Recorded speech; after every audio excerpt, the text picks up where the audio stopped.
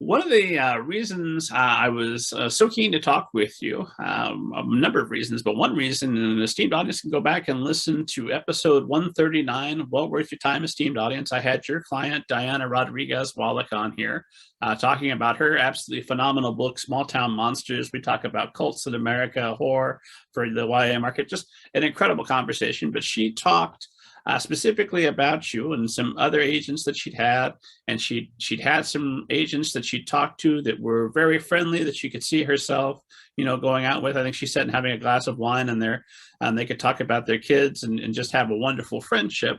But she was more interested in finding somebody like you, who she has said that you are, quote, super business, very into business, and that you were able to sell her on her own book. That's how excited you were for Small Town Monsters, and to lie out all the things you wanted to do for it, and that you were actually pitching to film agents simultaneously. Is that right?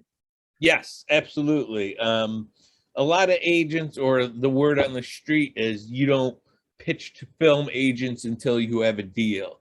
And being friends with film agents, I mean, everyone says, no, that's not the way it works.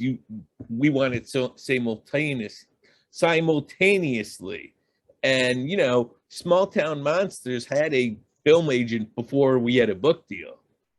And I think that also helped sell the book.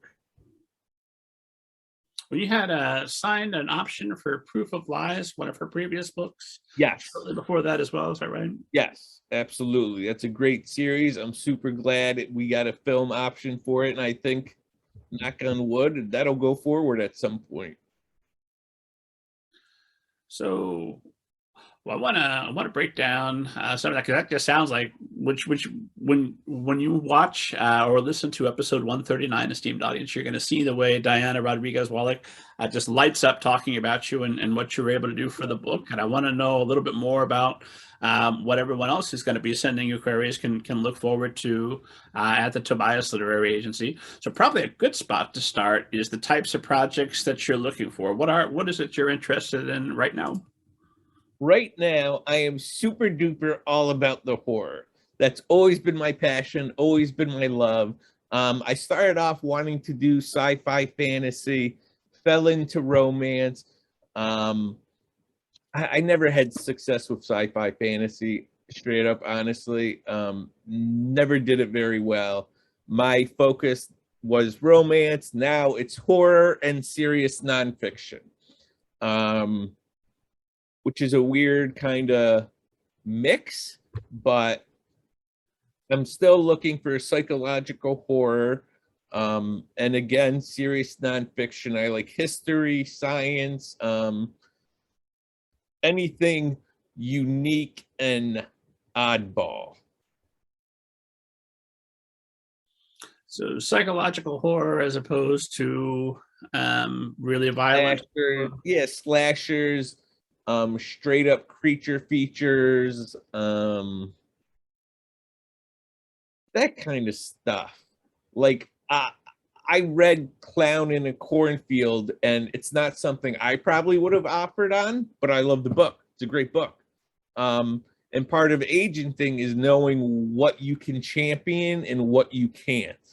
And I've had books come in the slush pile that I'm like, this is going to get 6 figures. It's going to be a huge deal, but it's not for me. And, I've been right more than I've been wrong. And it's just a question of, it won't get 6 figures with me because I'm not passionate enough to go out there and sell it. This is just a $60 hoodie to me, or I think it's a $60 hoodie to me, but recognizing that it's not a $60 hoodie. Just because something I'm not passionate about has nothing to do with its worth or its value or its saleability. I mean, I hated Ivanhoe, and that's Ivanhoe. Everybody loves Ivanhoe. I'm just the schmuck who didn't like it. Pardon my French.